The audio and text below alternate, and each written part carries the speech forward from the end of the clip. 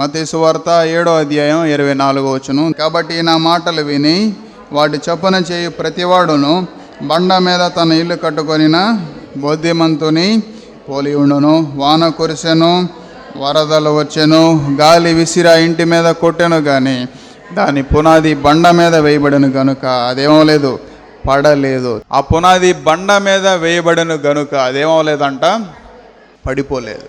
లోకాసు వార్తలో కూడా 6వ అధ్యాయంలో ఇదే సందర్భం గురించి రాసి ఉంటుంది. అక్కడ ఏమని రాయబడి ఉంటుందంటే, ఈయన మాటలు విని వాటి చొప్పున జరిగించు ప్రతివాడు బండలో పునాది త్రవ్వి అని ఉంటుంది. అక్కడ ప్రియులారా ఒక మాట ఏమని ఉంటుందంటే త్రవ్వి అని ఉంటుంది. కాబట్టి మన జీవితంలో కూడా మన హృదయాన్ని చాలా లోతుగా తవ్వుకోవాలి. మారు మనసు పొందినప్పుడు మన హృదయాన్ని చాలా లోతుగా తవ్వుకున్నప్పుడు మనం చేసిన అక్రమాలు కానివ్వండి, మనం చేసిన తప్పులు కానివ్వండి, మనలో ఉన్న బలహీనతలు కానివ్వండి, దేవుడు వాటన్నిటినీ కూడా ఏం చేస్తాడు, మనకి చూపిస్తాడు. కాబట్టి మనం ఈ నా మాటలు విని అని యేసుప్రభువు వారు పలికారు. ఆ మాటలు ఏంటి అనేది ఒక్కొక్కటిగా మనం ధ్యానించుకుంటూ వస్తున్నాం. కాబట్టి ఎక్కడున్నాం మనం? 13వ వచనం చూడండి ప్రియులారా. ఇరుకు ద్వారమున ప్రవేశించుడి, నాశనమునకు పోవు ద్వారము వెడల్పును, ఆ దారి విశాలమై ఉన్నది, దాని ద్వారా ప్రవేశించువారు అనేకులు. జీవమునకు పోవు ద్వారము ఇరుకును, ఆ దారి సంకోచితమునై ఉన్నది, దాన్ని కనుగొనువారు కొందరే. చూడండి ప్రియులారా, నాశనమునకు పోవు ద్వారము వెడల్పు, ఆ దారి విశాలమై ఉన్నది, దాని ద్వారా ప్రవేశించేవారు అనేకులని ఉంది ప్రియులారా. అనేకులంటే ఎంతమంది? ఇన్ఫినిటీ కదా, లెక్క పెట్టలేము. కొందరే అంటే లెక్క పెట్టవచ్చు మనం. అలాగే ప్రియులారా, ఆ దారిని కనుగొనేవారు కొందరే అని రాస్తుంది. మన జీవితంలో ఎంతమంది ఆ దారిని కనుగొనే స్థితిలో ఉన్నారు? పోయిన వారం మనం ఎవరి గురించి అన్నాం ప్రియులారా? పేతురు. నిజంగా ప్రతి సందర్భంలో కూడా పేతురు ఎంత హుషారుగా, ఎంత ఫాస్ట్గా, ఎంత ఆసక్తిగా ప్రతి సందర్భంలో కూడా ప్రభువా అంట ముందుంటున్నాడు. కొన్ని బలహీనతల్లో కూడా ముందున్నాడు. తొందరపడి ముందుగా మాట్లాడేసి యేసుప్రభువుని అప్పగించడానికి వచ్చినప్పుడు తొందరపడి కత్తి తీసి చెవు నరికేసి ఉందా లేదా? తొందర ఉంటే అన్నిటిలో తొందర ఉంటుంది.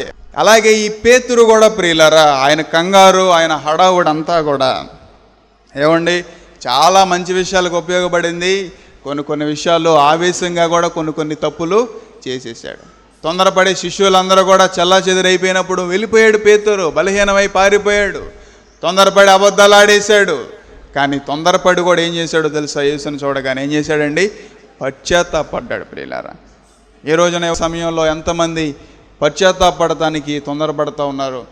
నువ్వు ఎప్పుడైతే పశ్చాత్తాపడటానికి నువ్వు తొందరపడ్డావో, సరి చేసుకోవడానికి ఎప్పుడైతే నువ్వు తొందరపడ్డావో, తిరిగి ఇచ్చేయడానికి నువ్వు ఎప్పుడైతే తొందరపడ్డావో, నీలో ఉన్న పాపాన్ని, నీలో ఉన్న బలహీనతలన్నిటినీ బయట పెట్టడానికి, దానంతటినీ కూడా ఒప్పుకోవడానికి ఎప్పుడైతే నువ్వు తొందరపడ్డావో, దేవుడు కూడా తొందరపడతాడు. అవునా కదా? పేతురు ఆ మాట పలికినప్పుడు దేవుడు కూడా తొందరపడి ఏం చేశాడు? అక్కడ పేతురికి వాగ్దానం ఇచ్చాడు కదా. అవునా కదా? పేతురు, నీ బండ మీద నా సంఘాన్ని కట్టి దాని ఎదురుగా పాతాళ లోక ద్వారాలు ఏం చేయబడవు, నిలవనేరవు అని పలికాడు ప్రియులారా. ఎంత అద్భుతంగా ఉందో చూడండి ఆ మాట. బహుశా ఈ సమయంలో దేవుడు కూడా ఆ మాటని మీకు ఇవ్వడానికి తొందరపడుతూ ఉన్నాడు. ఈ సమయంలో మీకు కూడా దేవుడు ఒక వాగ్దానం ఇవ్వడానికి తొందరపడుతూ ఉన్నాడు. ఈ సమయంలో దేవుడు కూడా సిలువలో నీకు రక్షణ ఇవ్వడానికి తొందరపడుతూ ఉన్నాడు. కానీ ఎంతమంది తమ హృదయాల్ని సరి చేసుకుని, ఎంతమంది దేవుని వైపు తిరిగి, ఎంతమంది నేను ఎలాంటి వ్యక్తిని అని ఎప్పుడైతే నీ పాపాన్ని నువ్వు బహిరంగంగా తొందరపడి బయట పెట్టావో, ఆ క్షణాన్ని ఎప్పుడైతే అది బయటికి వెళ్ళిపోయిందో వెంటనే దేవుడు వచ్చి ఏం చేస్తాడు? ఆ స్థానాన్ని నింపుకుంటాడు. కాబట్టి ప్రియులారా, ఈ విశాలమైనటువంటి దారి దారన్నా, త్రోవన్నా, మార్గం అన్నా ఒకటా కదా? చెప్పండి. మనకి పర్యాయ పదాల్లో ఒకదానికి 2-3 అర్థాలు ఉంటాయి. అలాగే ప్రియులారా, బైబిల్లో కొన్ని చోట్ల మార్గం అని రాయబడి ఉంది, కొన్ని చోట్ల త్రోవ అని రాయబడి ఉంది. అలాగే చాలా రకాలుగా బైబిల్లో కొన్ని రెఫరెన్సులు రాసి ఉన్నాయి ప్రియులారా. సో ఏదైనా సరే మనకు అర్థం చేసుకోవాల్సింది ఏంటి? అదంతా కూడా ఒక దారి. ఈ మత్తయి సువార్త 10:5లో కూడా ఒక సందర్భం రాస్తుంది. యేసుప్రభువు వారు తన శిష్యుల్ని సేవకి పంపిస్తా ఒక సందర్భాన్ని అక్కడ పలికారు. ఏంటో తెలుసా? యేసు ఆ 12 మందిని పంపుచు వారిని చూసి వారికి ఆజ్ఞాపించినదేమనగా, మీరు అన్యజనుల దారిలోనికి వెళ్ళకుడి, సమరయులో ఏ పట్టణంలోనైనాను ప్రవేశింపకుడి, కానీ ఇశ్రాయేలు వంశంలోని నశించి గొర్రెల యొద్దకే వెళ్ళుడి. ఇక్కడ యేసుప్రభువారు 12 మందిని కూడా పంపించి మీరు అన్యజనుల దారిలోనికి వెళ్ళకుడి అని పలికారు. ఈ రోజున చాలా సహవాసాల్లో కానివ్వండి, చాలా సంఘాల్లో కానివ్వండి, చాలా పరిస్థితుల్లో కానివ్వండి, చర్చెస్లో కూడా సంఘాల్లో కూడా అన్యాచారం కనబడతా ఉంది. అది చేస్తే తప్పే ఉంది, ఇలా వెళ్తే తప్పే ఉంది అంటే ప్రియులారా, మీరందరూ కూడా మనందరం కూడా ఇక్కడ కూడింది దేనికి? లోకానికి వ్యతిరేకంగా మనం ప్రయాణం చేయడానికి. మనందరం కూడా ఇక్కడ ఉన్నది దేనికి? సిలువనెత్తుకొని క్రీస్తుని వెంబడించడానికి. మనందరం కూడా ఇక్కడ ఉన్నది దేనికి? వెనకాల లోకం, ఎదురుగా సిలువ, దానివైపు మనం ప్రయాణం చేస్తూ ఉన్నాం. మీరు వారి దారిలోనికి వెళ్ళమాకండి అని యేసుప్రభువారు వారికి హెచ్చరిక చేశారు. ప్రియులారా, మెట్రోపాలిటన్ సిటీస్లోకి వెళ్తే అక్కడ బోధ అంతా ఎలా ఉంటుందంటే అంతా బ్లెస్సింగ్స్ గురించే ఉంటుంది. అక్కడ అంతా కూడా ప్రాస్పరిటీ గురించే, దీవెనల గురించే. మీకేం కావాలి దాని గురించే బోధ. వారి దారిలోనికి ఈనాటి సమాజంలో బోధ అంతా కూడా ఏమైపోతుంది? వారి దారిలోనికి వెళ్ళిపోతుంది. అది it's not a correct way. యేసుప్రభువారు ఏం చెప్పారు? అన్యజనుల దారిలోనికి మీరు వెళ్ళమాకండి అయ్యా, ఇశ్రాయేల్లో నశించిపోతున్న వారి దగ్గరికి వెళ్ళండి అని యేసుప్రభువారు పలికారు. ప్రియులారా, అంతేకాదు అక్కడ ప్రాముఖ్యంగా ఒక మాట కూడా పలికారు. చూడండి, అక్కడ ఏమని రాయబడి ఉందంటే, అన్యజనుల దారిలోనికి వెళ్ళకుడి, సమరయులు ఏ పట్టణంలోనైనాను ప్రవేశించవద్దు అని కూడా యేసుప్రభువారు పలికారు. ఇక్కడ సమరయులు అని ఒక మాటే రాసుంది. ఇంగ్లీష్ బైబిల్లో వేరే ప్రదేశానికి కూడా వెళ్ళొద్దు అని రాసి ఉండదు. ప్రియులారా, ఎందుకని ఆ 2 ప్రదేశాలకి వెళ్ళకూడి అని యేసుప్రభువారు చెప్పారంటే, వాస్తవానికి వారు ధర్మశాస్త్రాన్ని నమ్ముతారు, కానీ వారు సరైన దారిలో ఉండరు. ఆ రోజుల్లో యేసుప్రభువారు సేవ చేసేటువంటి దినాల్లో కొంతమంది ఈ గలిలయులు కానివ్వండి, కొంతమంది ఈ సద్దూకయ్యులు కానివ్వండి, ఈ సమరయులు కానివ్వండి, వీరంతా కూడా ధర్మశాస్త్రాన్ని నమ్ముతారు, కానీ యేసుక్రీస్తు వచ్చాడని కానీ మన రక్షకుడు వచ్చాడు అని కానీ, కొంతమంది పునరుద్ధానం ఉండదని కొన్ని రీతులుగా వారు ఏం చేస్తారంటే, ఇప్పుడు కూడా యేసుప్రభువారు కూడా బోధ చేసేటప్పుడు అనేక రీతులుగా ఆటంకపరిచిన వారు ఉన్నారు, అభ్యంతరపరిచిన వారు ఉన్నారు. అందుకే యేసుప్రభువారు పర్టికులర్గా అక్కడ పాయింట్అవుట్ చేశారు. ఏంటో తెలుసా? సమరయులు ఏ పట్టణంలోనైనాను ప్రవేశింపకూడి అని చెప్పారు. ప్రియులారా, ఈ నామకార్థ క్రైస్తవులు ఉన్నారు మన సమాజంలో, వారున్న దారిలోనికి కూడా మీరు వెళ్ళొద్దు అని యేసుప్రభువారు వారికి ఐడెంటిఫై చేశారు. ప్రియులారా, ఇక్కడ 2 విషయాలు మనం అర్థం చేసుకోవాల్సిన విషయాలు ఒకటి ఉన్నాయి. ఒకటి ఏంటంటే, అన్యజనుల దారిలోనికి వెళ్ళకూడి, ఆ మార్గంలో వెళ్ళొద్దు అని యేసుప్రభువారు పలికారు. రెండవది, సమరయులు కానీ, ఇక్కడ గలిలయులు అని లేదు, అక్కడ గలిలయులు అని ఉంటుంది, వారు ఏ పట్టణంలో ఉన్నారో ఆ దారిలోనికి కూడా వెళ్ళొద్దు అని యేసుప్రభువారు పలికారు. ప్రియులారా, మనం నిజంగా క్రైస్తవ్యంలోనికి వెళ్తున్నప్పుడు, క్రైస్తవ్యంలో ఉండి అడుగులేస్తున్నప్పుడు, మనం ఆ 2 దారుల్లో ఎప్పుడూ కూడా అడుగు పెట్టకూడదు. యేసుప్రభువారు తన శిష్యులైన వారికి చెప్పినటువంటి మాట. కాబట్టి యేసుప్రభువారు ఎప్పుడూ కూడా చాలా స్పష్టంగా అనేక విషయాలు మనకి తెలియజేస్తా వస్తూ ఉన్నారు. కాబట్టి మన జీవితంలో కూడా మీరు వెళ్ళే దారి ఎలా ఉంది, మీరు ప్రవేశించిన ద్వారం ఎలా ఉంది, మీరు వెళ్తున్నటువంటి దారి ఎలా ఉంది, ఒకసారి మీ మనస్సాక్షిని అడగండి. మీ మనస్సాక్షి అంతవరకు పనిచేస్తూ ఉంది? ఎన్ని వంకర మాటలు మీ నోట్లో నుంచి వస్తూ ఉన్నాయి, ఎన్ని అబద్ధాలు మీ నోట్లో నుంచి వస్తూ ఉన్నాయి, ఎన్నిసార్లు హేళన మాటలు మన నోట్లో నుంచి వస్తూ ఉన్నాయి, ఎన్నిసార్లు సరసోక్తులు మన నోట్లో నుంచి వస్తూ ఉన్నాయి. ఎందుకంటే హృదయం నిండిన దాన్ని బట్టి నోరు ఇప్పుడు కూడా ఏం చేస్తూ ఉంటుంది? మాట్లాడుతూ ఉంటుంది. కాబట్టి నీ హృదయ స్థితి ఎలా ఉందో నీ మాటలను బట్టి చాలా ఈజీగా చెప్పవచ్చు. కాబట్టి ప్రియులారా, మనం ఎప్పుడూ కూడా అన్యజనుల దారిలోనికి వెళ్ళకూడదు. రెండోది, నామకార్థం ఉన్నటువంటి దారిలోనికి వెళ్ళకూడదు. సామెతల గ్రంథం 3:5లో కూడా చక్కని మాట రాయబడి ఉంది. చూడండి ప్రియులారా, నీ స్వబుద్ధిని ఆధారము చేసుకొనక నీ పూర్ణ హృదయముతో యెహోవా యందు నమ్మిక ఉంచుము, నీ ప్రవక్తనంతటి యందు ఆయన అధికారమునకు ఒప్పుకొనుము, అప్పుడు ఆయన నీ త్రోవలను సరళం చేయును. చాలా సమస్యలు ఈ రోజున మనుషుల్లో, ఈ రోజున కుటుంబాల్లో ఎన్ని రీతిలుగా చాలా జీవితాలు త్రోవలు సరళం అవ్వట్లేదు. కారణం ఏంటో తెలుసా? 5వ వచనంలో ఏమని రాయబడం చూడండి. నీ స్వబుద్ధిని ఆధారము చేసుకొనక నీ పూర్ణ హృదయముతో యెహోవా యందు నమ్మిక ఉంచము. చాలామంది వారి మీద వారే ఆధారపడతారు ప్రియులారా. నాకు బోళ్ళంత డబ్బు ఉందండి, నాకు బోళ్ళంత జ్ఞానం ఉంది, నాకు బోడంత బ్యాక్గ్రౌండ్ ఉంది, నాకు పొలిటికల్లో తెలిసిన వాళ్ళు ఉన్నారు, నాకు వాళ్ళు తెలిసిన వాళ్ళు ఉన్నారు, వీళ్ళు తెలిసిన వాళ్ళు ఉన్నారు. చాలామంది వారు ఏదో ఒక అండని చూసుకుని వారు వెళ్తూ ఉంటారు. ఉదయకాల సమయంలో దేవుని సన్నిధిలో కూర్చున్న నువ్వు దేని మీద ఆధారపడుతున్నావు? నీ స్వబుద్ధిని ఆధారం చేసుకోనక. ఏవండి సామెతలు 14, 11, 12 చూడండి ప్రియులరా. భక్తిహీనుల ఇల్లు ఏమైపోద్ది? నిర్మూలమగును, యథార్థవంతుల గుడారము వర్ధిల్లును. మనం తీసినటువంటి అంశం ఏంటి ప్రియులరా? బండ మీద తన ఇల్లు కట్టుకునే వాడు బుద్ధిమంతుని పోలి ఉండను. ఏవండి భక్తిహీనుల ఇల్లు ఇక్కడ ఏమైపోద్దని రాస్తుంది ప్రియులారా? నిర్మూలమైపోద్ది, అది కనుమరుగైపోద్ది. ఆ కింద ఏమని రాయబడిందో చూడండి. ఒకని ఎదుట సరైనదిగా కనబడును మార్గము కలదు, అయితే తుదకు అది మరణమునకు త్రోవ తీయును. ఎవరైతే తమ స్వబుద్ధిని ఆధారం చేసుకుని ఈ త్రోవ సరైనదిగానే అది వారికి అనిపిస్తూ ఉంటుంది ప్రియులారా.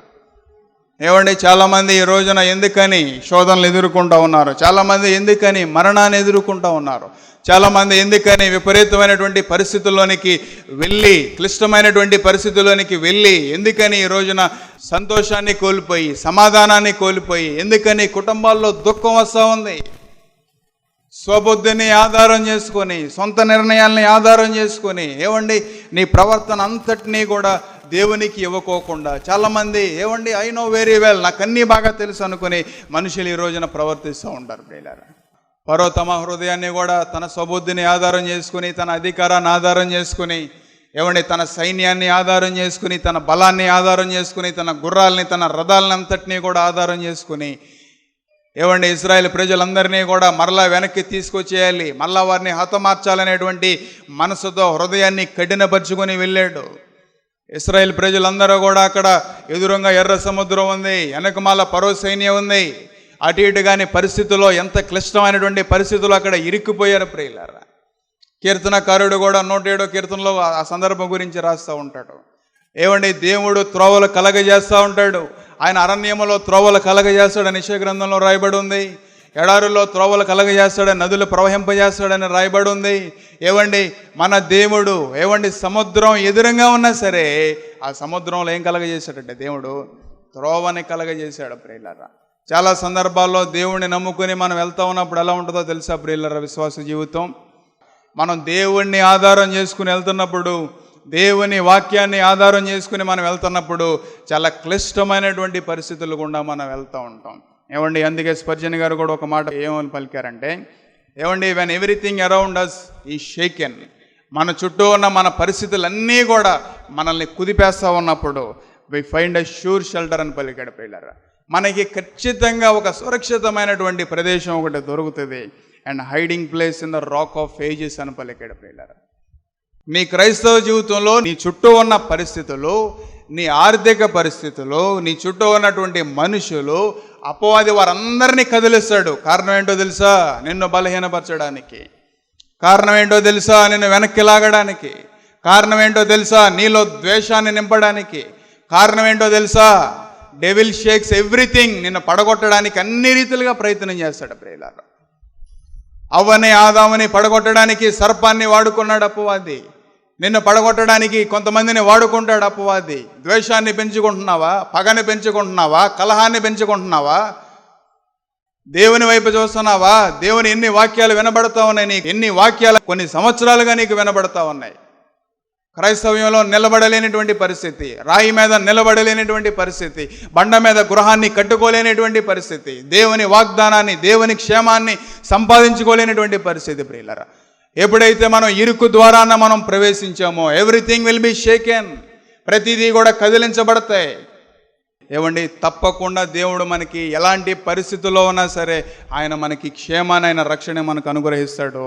ఏమండి hiding place in the rock of ages అని పలికాడు ప్రియులారా. ఏమండి ఈ యుగ శైలిలో మనం ఒక దినాన్న మరణించిన తర్వాత ఏమండి పరలోకంలో ఆ యుగ శైలిలో రాక్ ఆఫ్ ఏజెస్ అంటే అదే ప్రియులారా. ఎటర్నిటీని మరొక రీతిగా రాక్ ఆఫ్ ఏజెస్ అని కొలుస్తూ ఉంటారు. మన జీవితంలో కూడా ఒక దినాన్న సురక్షితమైనటువంటి ప్రదేశానికి మనం వెళ్ళిపోతాం ప్రియులారా. దేవుని రెక్కల కింద ఇరుకు ద్వారాన్ని ఎప్పుడైతే మనం ప్రవేశించామో అక్కడే దేవుని రక్షణ మనకు ఉంటుంది, అక్కడే దేవుని కాపుదల మనకు ఉంటుంది. నువ్వు ఇరుకు ద్వారంలో ప్రవేశించినప్పుడు నువ్వు చేసే ప్రార్థనకి విలువ ఉంటుంది. ఇరుకు ద్వారాన నువ్వు ప్రవేశించినప్పుడు నువ్వు వేసే ప్రతి అడుక్కి కూడా విలువ ఉంటుంది దేవుని దృష్టిలో. మనుషుల దృష్టిలో భక్తి చేస్తా ఉన్నావా? మనుషుల దృష్టిలో నువ్వు నిలబడి ఏదో నీ సొంత అభిప్రాయాన్ని నిలబెట్టుకోవాలని ఆశపడతా ఉన్నావా? అది ఏనాటికి కూడా నిలబడదు ప్రియులారా. యోధా రాసిన పత్రిక 1:11 ఏమని రాయబడింది చూడండి. అయ్యో వారికి శ్రమ, వారు కయ్యోను నడిచిన మార్గమున నడిచిరి, బహుమానము పొందవలెనని బిలాము నడిచిన తప్పు త్రోవలో ఆతురముగా పరిగెత్తిరి, కోరాహు చేసినట్టు తిరస్కారము చేసిరి. మీరు నిర్భయముగా మీతో ఏమండి సుభోజనము చేయుచు తమను తాము నిర్భయముగా పోషించుకొనుచు ఏమండి మీ ప్రేమ విందులో దొంగ మెట్టులుగా ఉన్నారు.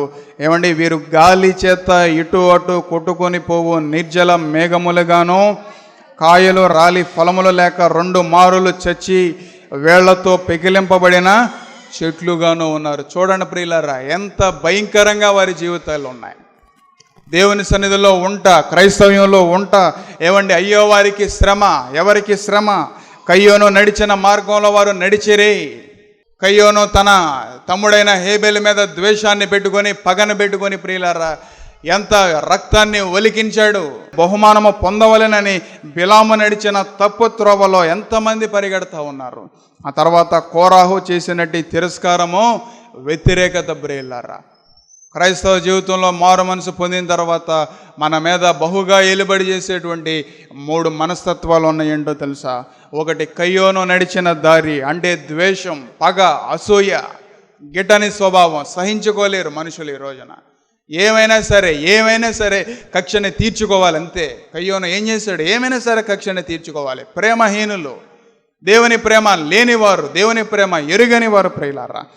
ఆ తర్వాత బహుమానం పొందాలని మనుషులు ఈ రోజున ఏదో బహుమానం పొందాలి స్వబుద్ధిని ఆధారం చేసుకుని, ఏమండి నీ సొంత ఆలోచనని ఆధారం చేసుకుని ప్రియులారా ఏమండి బహుమానం కోసం పరిగెత్తేవారు ఎంతమంది ఉన్నారు. దేవుని వాక్యానికి వ్యతిరేకంగా వెళ్ళిన వారు ఎంతమంది ఉన్నారు ప్రియులారా.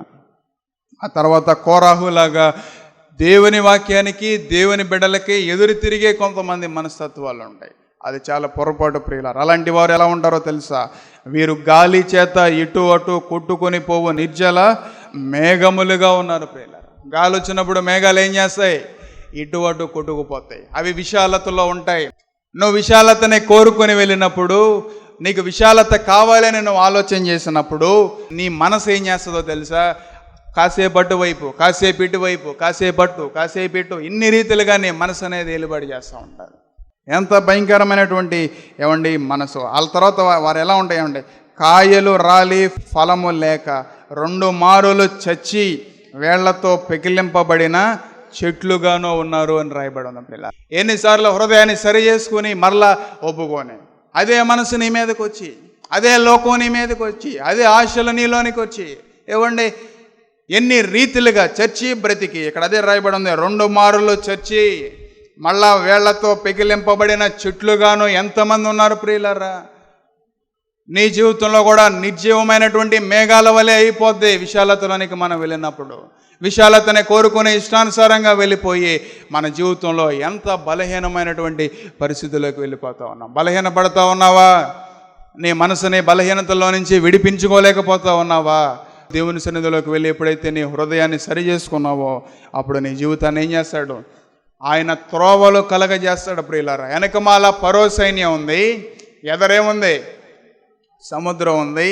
ప్రజలందరూ కూడా అభ్యంతరపడ్డారు.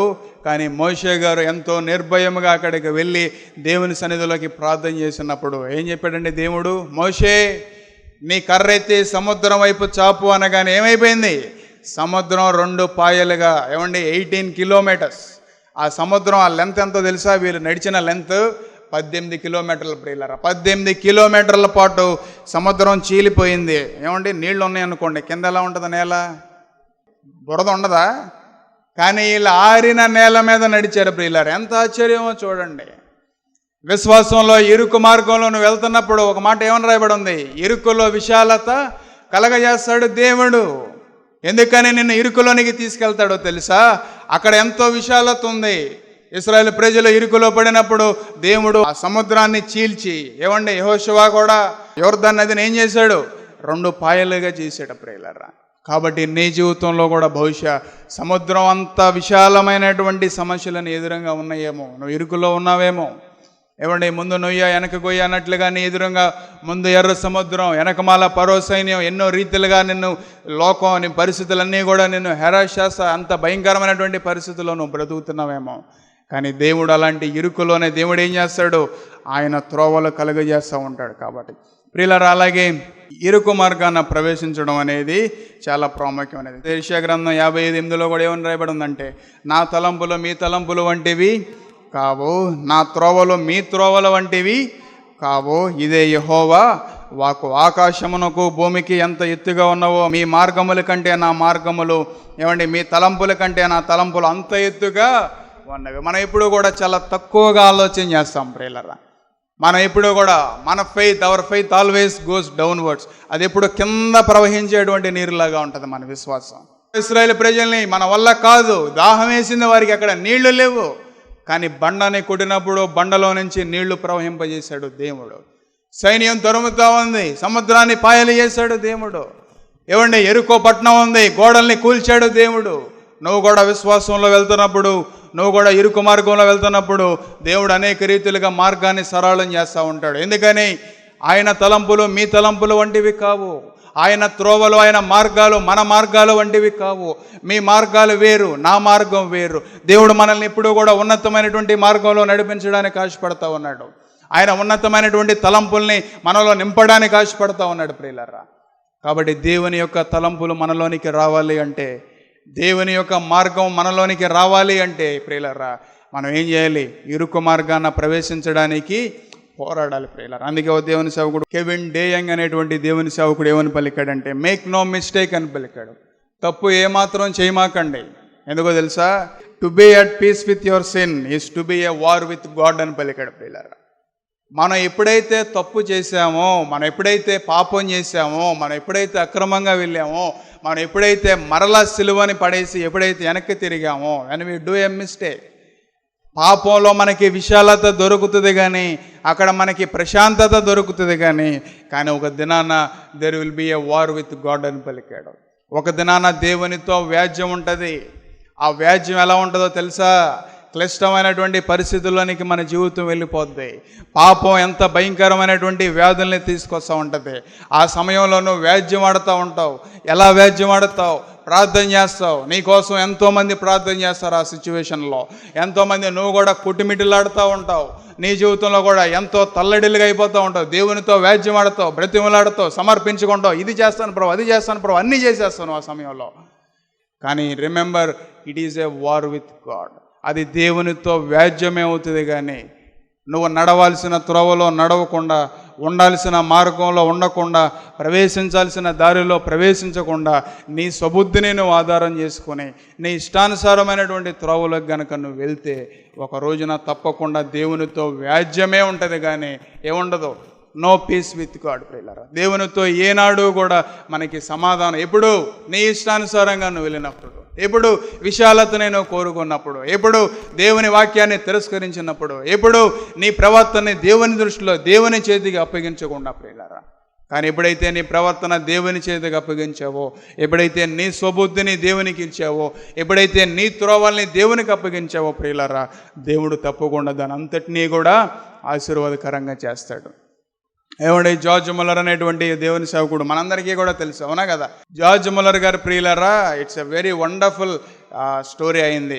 ఆయనకి ఆశ్చర్యకరమైనటువంటి సందర్భం ఒకటి తెలుసా మీకు? ఆయన లైఫ్లో 92 years బ్రతికాడంట ప్రియులారా.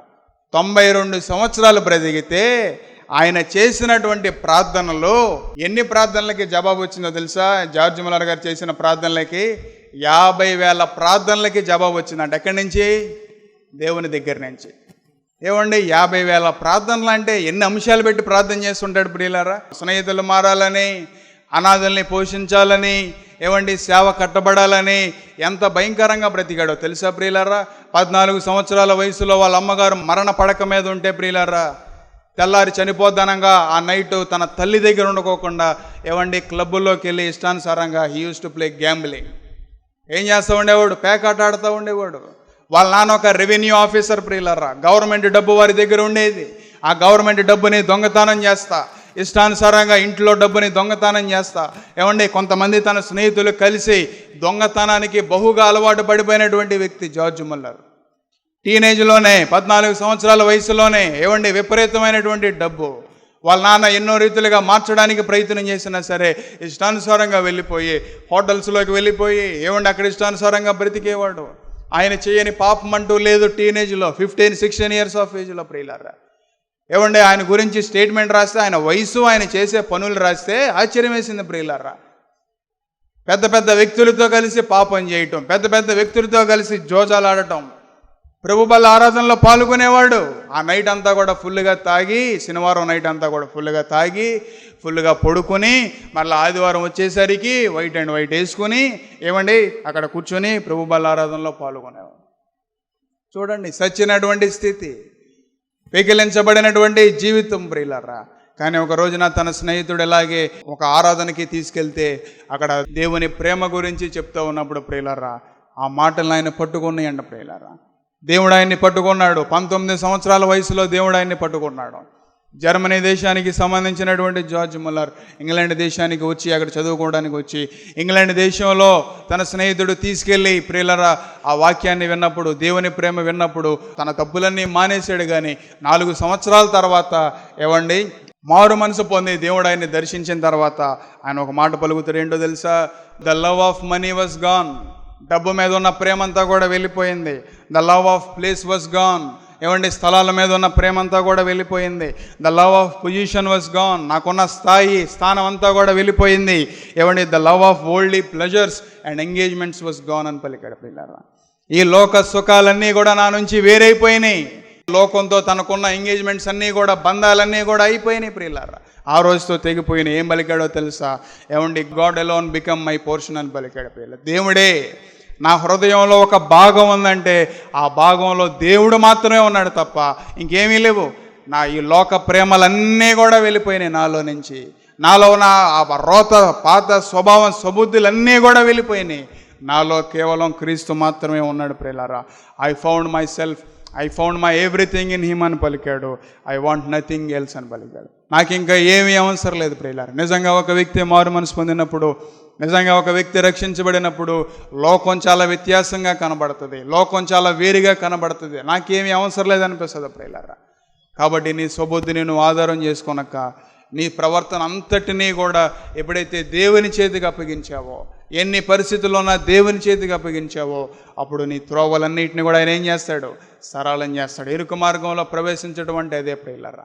మంచిదండి పిల్లలు. ఇప్పుడు వాక్యం ఉన్నారు కదండి, ఆ వాక్యం సజీవమైనదండి. చూడండి, వాక్యం మనల్ని బలపరిచేది, ఆదరించేది, వాక్యం మనం స్వస్థపరిచేది. మీకు ఎక్కడ అనారోగ్యం మీ చేయి పెట్టుకోండి. ఎక్కడ గడ్డలు ఉన్నా, ఎక్కడ అనారోగ్యం ఉన్నా, లేకపోతే తల మీద మీ చేయి పెట్టుకోండి. నేను చిన్న ప్రార్థన చేయాలి. మీరు కూడా విశ్వాసం ఉంచండి. మీ విశ్వాసం మా విశ్వాసం, దేవుడు మీ ఇంట్లో గొప్ప కార్యం చేయబోతా ఉన్నాడు. చిన్న ప్రార్థన. పరిశుద్ధుడా, ప్రేమగల ప్రభువా, దయగలిగిన మా యేసయ్య మీకు వందనాలు. నువ్వెంత గొప్ప దేవుడో ప్రభువా. ఇప్పుడు వరకు ఆ ఇంట్లో వాక్యం వినబడింది. ఈ గృహాన్ని కూడా దీవించండి. వాక్యం ఫలింపు దయచేయండి ప్రభువా. ఎవరన్నా అనారోగ్యం గురించి చేయి పెట్టుకున్నప్పుడు వారి చేయిపై మీ చేయి పెట్టండి.